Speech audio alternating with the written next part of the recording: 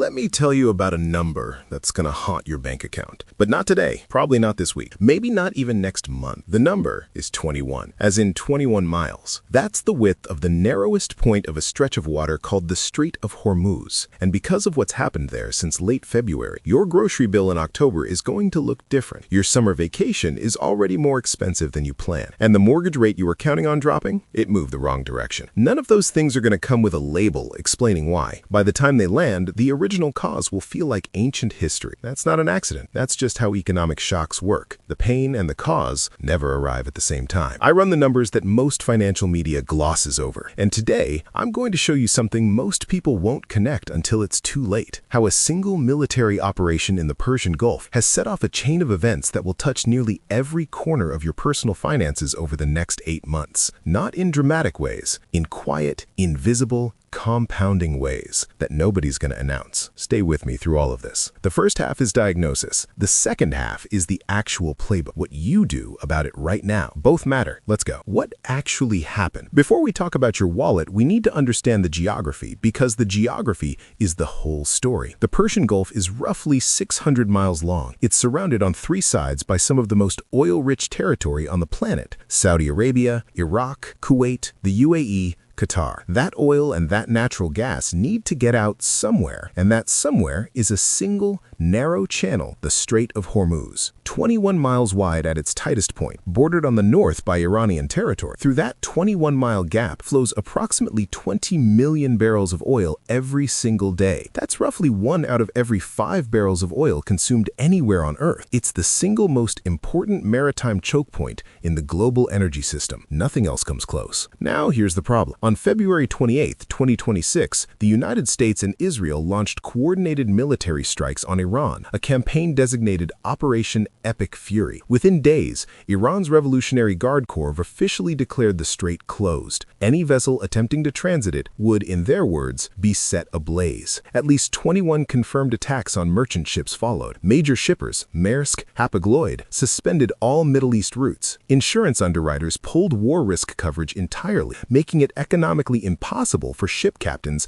to even attempt passage regardless of military risk. By March 16th, commercial shipping through the Strait of Hormuz had effectively collapsed. The International Energy Agency called it, and I'm quoting directly, the greatest global energy security challenge in history. Bigger than the 1973 Arab oil embargo, bigger than the Iranian Revolution in 1979, bigger than anything this market has ever absorbed. That's the starting gun. Now let's talk about what comes next. Understanding the architecture of a supply shock. Here's something most financial content gets wrong about major supply disruptions. They treat them like a single event. They're not. They're a cascade. Like dropping a stone in a pond. The disruption creates rings, and each ring travels at a different speed. The stone hits the water at the center. That's the energy market. Oil prices spike almost immediately because traders can do math. The first ring expands outward into fuel costs. Gas stations, diesel, jet fuel. That's visible fast. The second ring is slower. It's the cost of moving things. Diesel powers the trucks that move everything. When freight costs rise, the cost of everything those trucks carry rises. That ring takes 30 to 60 days to show up at the register. The third ring is the slowest and the most misunderstood. It's the disruption to inputs. Fertilizer, raw materials, intermediate goods that go into what you eventually buy. This ring takes 6 to 9 months, and by the time it arrives, the stone is completely invisible. Nobody remembers what caused it. The reason I'm walking you through this architecture is so that when each ring arrives, you'll know exactly what it is and why. That's worth something, because the financial decisions you make when you understand the cause are completely different from the ones you make when you're just staring at a grocery receipt, wondering why ground beef costs more than it did in January. 5 rings, 5 timelines. Let's go through each one. The 5 rings,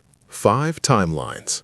Brent crude oil sat at roughly $71 per barrel before Operation Epic Fury. Within 2 weeks of the strait closure, it had crossed $100 for the first time in 4 years. At its peak, it briefly touched $126. It's pulled back somewhat since then. Ceasefire negotiations, strategic reserve releases from the IEA totaling 400 million barrels. But as of right now, analysts from Goldman Sachs to Oxford Economics are modeling scenarios where oil hits hits $170 or even $200 if the closure extends deep into the second quarter. The Dallas Federal Reserve Bank ran a specific model. If the strait stays shut just one quarter, it reduces global real GDP growth by an annualized 2.9 percentage points. That's before you factor in the fertilizer disruption, the LNG disruption, or the insurance and shipping cost contagion spreading through every other commodity class. At the pump, the national average for regular gasoline is sitting above $3.90 and rising, up from $2.94 at the start of February. Diesel, the fuel nobody talks about until it destroys their budget, is up over 40% from pre-conflict levels, now above $5.30 nationally. Diesel matters more than gasoline for most people's actual cost of living, even if they never buy a drop of it themselves. Here's why. Diesel is the circulatory system of the physical economy. Every 18-wheeler on the interstate runs on diesel. Every refrigerated truck delivering produce to your grocery store runs on diesel. Farm equipment runs on diesel. The machinery at distribution centers runs on diesel. When diesel jumps 40%, every single thing that diesel touches becomes more expensive. The question is just when, because there's a lag between the fuel cost increase and the moment it shows up on a price tag, and that lag is the second ring.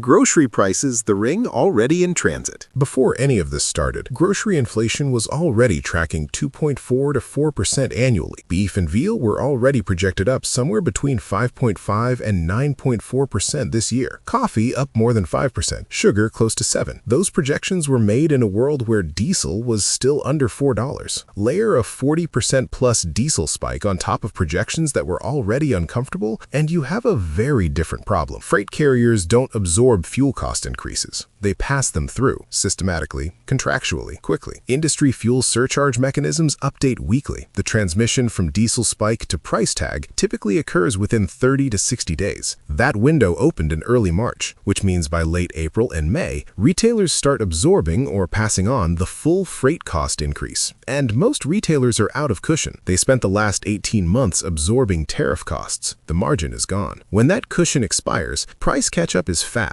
Grocers don't raise prices incrementally in real time. They absorb, then reprice. That repricing, when it comes, feels sudden and unexplained. You'll stand at the register in May or June and wonder if you somehow bought more food than you usually did. You didn't. The diesel hit you with a 3-month delay. The OECD has revised its inflation forecast for the United States upward to 4.2% from a prior estimate of 2.8%, driven almost entirely by the energy shock flowing through. Michigan consumer surveys show inflation expectations climbing toward 4%. Goldman Sachs is modeling baseline 2026 inflation at 3.2%, with a more stressed scenario at 3.3%. depending on how long the disruption holds. None of those numbers are 1970s-style catastrophic, but they're also not the 2% the Fed was targeting, and they arrive at exactly the wrong time, when households are already carrying record credit card balances and wages aren't keeping pace. The grocery ring doesn't need to be dramatic to be damaging. It just needs to be persistent. The fertilizer problem, a ring set for October. This is the ring almost nobody is talking about. It's also the one with the longest delay and the most severe potential consequences for everyday food costs. Here's the fact that will reshape how you think about this crisis. The Persian Gulf doesn't just export oil and gas. The Gulf region produces roughly 45% of the world's urea and around 30% of global ammonia. Those two compounds are the primary raw materials for nitrogen fertilizer, the stuff farmers put in the ground to grow essentially everything: corn, tomatoes, peppers, beef, all products that trace back to what farmers are applying to their fields right now. CNBC quoted Daryl Fletcher, managing director of commodities at Bannenberg Global Forex, saying, "Not great timing for the planting window in the Midwest for soy and corn." That's an understatement. The potential reduction in yields flowing through to livestock feed costs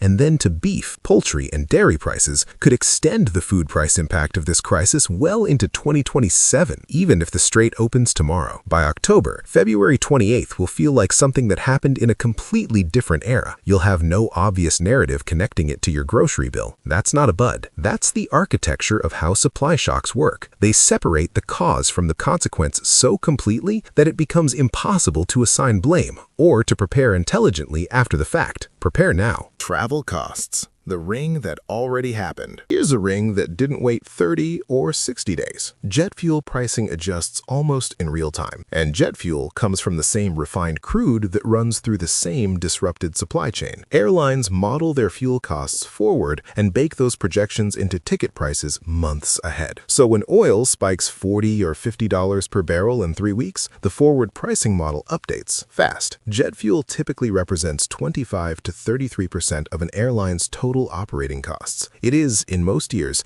the single largest expense category on the income statement. When that cost surges 60% in under a month, airlines face a binary choice: absorb it and destroy their margins, or pass it through to customers. Airlines are not historically known for selfless margin destruction. Analysts are projecting summer 2026 airfares to be 15 to 30% higher than 1 year ago, with June and July absorbing the sharpest increases, precisely the peak travel window. The crucial wrinkle is that airline pricing, unlike gas prices, doesn't snap back quickly even when oil drops. Airlines lock in fuel hedges and pricing models on forward curves. Even if oil fell back to $75 tomorrow, summer fares priced at today's levels stay elevated. The market doesn't correct backward in time. If you have any travel planned before September, flights you've been meaning to book, a family trip you've been discussing for months, the correct time to book is not soon. The correct time was last month. The second correct time is today, because every week you wait, you're not just delaying a purchase,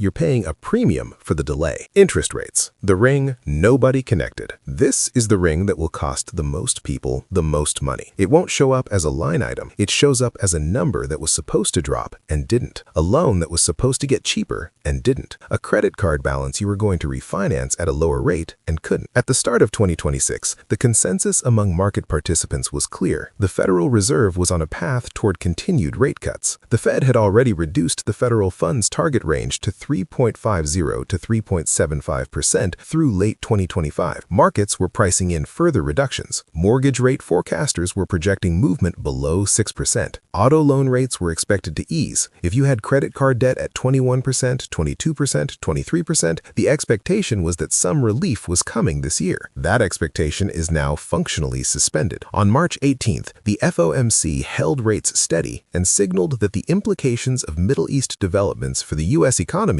are, their exact word, uncertain. The Fed's projections currently reflect just one possible cut this year. Markets, per CME FedWatch data, have shifted to pricing in greater than 50% probability of rates staying flat or moving higher, a stunning reversal in just 6 weeks. The reason is what economists call a stagflationary trap. The oil shock is simultaneously pushing inflation higher and dragging growth lower. In a normal recession, the Fed cuts rates to stimulate demand. In a normal inflation spike, the Fed raises rates to cool demand. When both are happening at the same time from a supply shock, neither tool works cleanly. Cutting rates risks pouring gasoline on the inflation fire. Holding rates risks tipping a slowing economy into contraction. Literally, Jerome Powell acknowledged this bind at the March press conference. Morningstar's chief economist described the current environment as stagflation light, inflation moving into the 3 to 4% range while GDP decelerates, unemployment rising but not spiking. Not 1970s severity, but enough to keep the Fed frozen while every interest rate sensitive obligation in your life, your mortgage, your car note, your credit cards,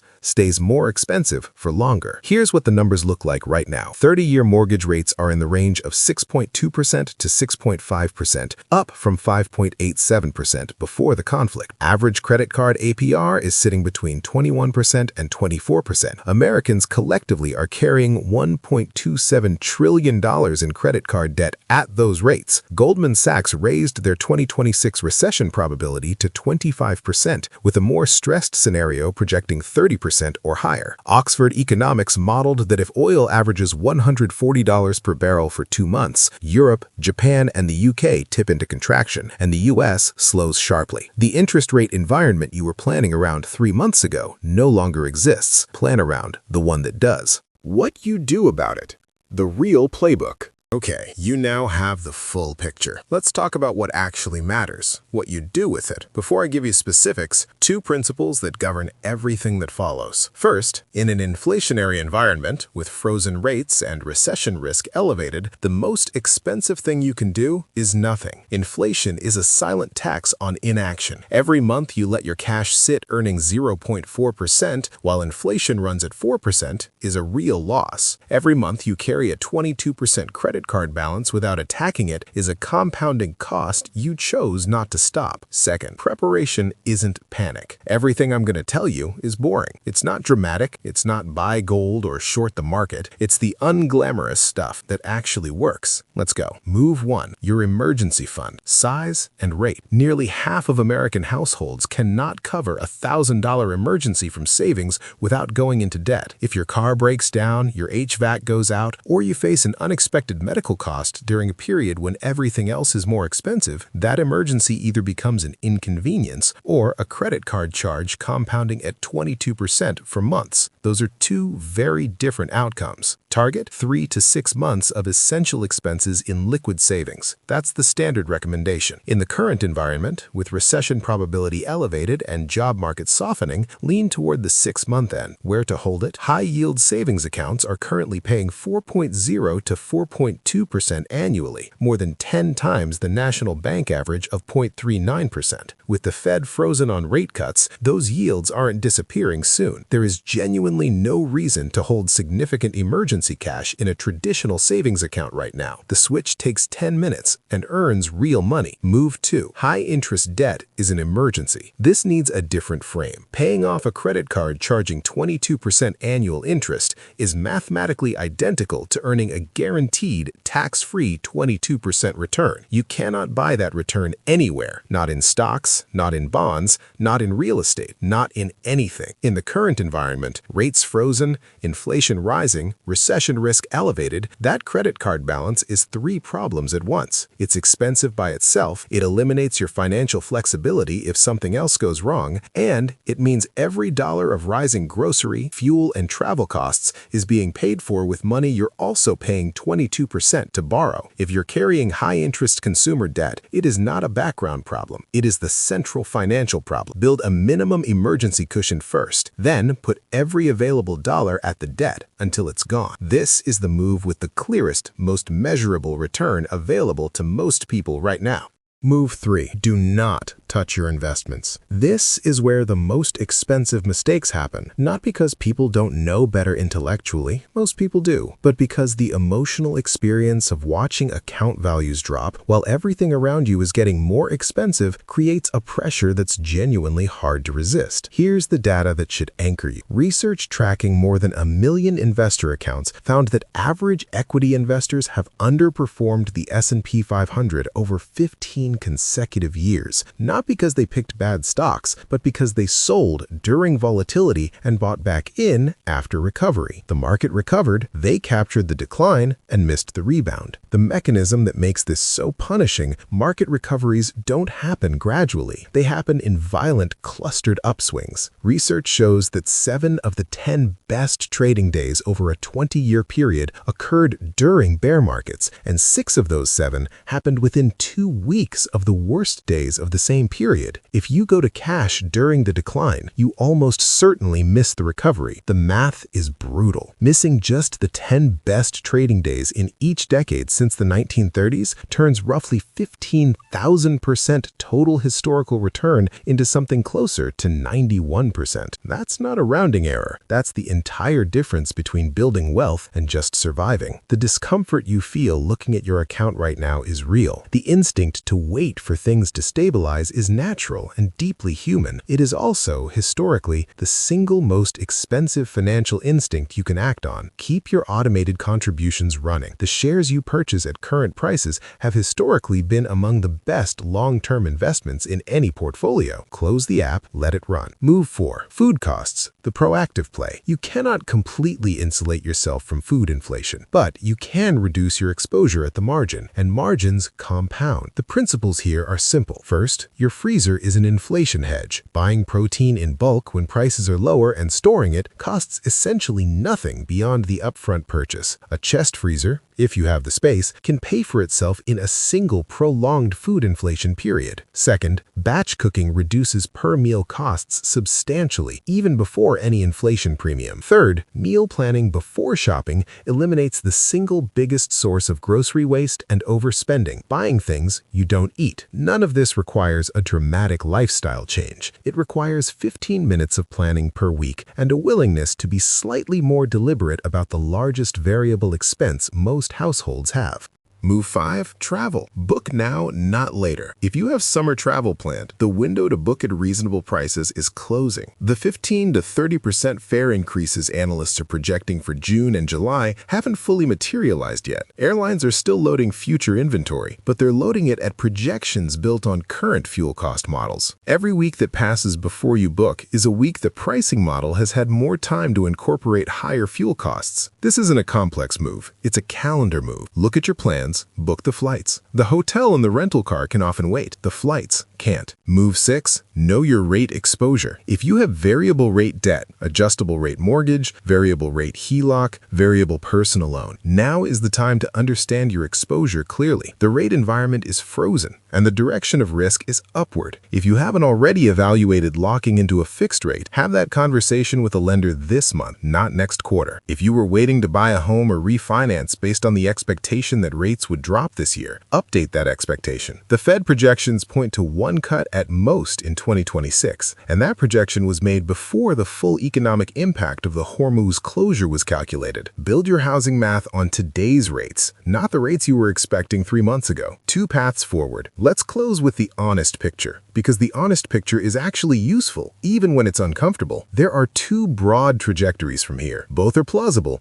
Neither is certain. Path A. Short disruption, sharp shock, recovery. The strait reopens by mid-April, military action concludes or a ceasefire takes hold. Oil prices pull back toward $80. The inflation impulse from the energy shock fades over the second half of 2026. The Fed executes 1 rate cut, markets rebound, and the whole episode looks like the 1990 Gulf War. Sharp spike, 6-month recovery, contained. In this scenario, the people who panicked and sold their investments locked in losses that recovered without them. The people who made the proactive moves described above, built emergency savings, paid down debt, booked travel early, captured the benefit of preparation at relatively low cost. The people who did nothing also came out fine, just with a bit more friction along the way. Path B. Extended disruption, cascading consequences. The strait remains disrupted through June, oil averages above 120, fertilizer shortages translate into reduced planting decisions that compress the autumn harvest. Goldman's stressed inflation scenario of 3.3% or higher materializes. The Fed stays frozen, recession probability climbs above 40%, and a mild economic contraction begins in Q3. In this scenario, the gap between prepared and unprepared households widens significantly. Emergency reserves become critical. Credit card debt becomes acutely painful. Investment portfolios that were left alone recover eventually. The ones that were liquidated during the trough don't. What's striking is that the list of things you should do right now is identical in both scenarios. The moves that make sense if Path B unfolds don't hurt you in Path A. You just end up slightly more financially resilient than you needed to be, which is not a problem. Here's the thing about economic shocks of this magnitude. They don't come with a press release addressed to you. Nobody sends you a calendar invite for the moment when your grocery bill reflects what happened in the Persian Gulf in February. It just shows up quietly, disguised as your own individual mismanagement of money, your own bad luck, your own inability to get ahead. The people who come through these periods in better shape aren't the ones with the highest incomes. The research is pretty clear on that. It's the ones who understood what was coming early enough to adjust, who didn't panic, didn't freeze, and didn't confuse complexity with an excuse for inaction. You now understand all 5 rings, you know the timeline, you know the playbook. The only remaining variable is whether that understanding converts to action or stays in the category of things you meant to get to. The difference between those 2 outcomes is measured in October grocery bills, summer flight prices, credit card balances, and whether your investment account recovered because you let it, or didn't because you didn't. That's the whole thing. Not income, not luck, not special access. Just paying attention early and then doing 5 boring, unglamorous things before the rings arrive. If this was useful, subscribe. I put out a new video every week covering the macroeconomics that actually affect your personal finances. Drop a comment telling me which ring you think is going to hit the hardest, or which move you're making first. I read every single one. See you in the next one.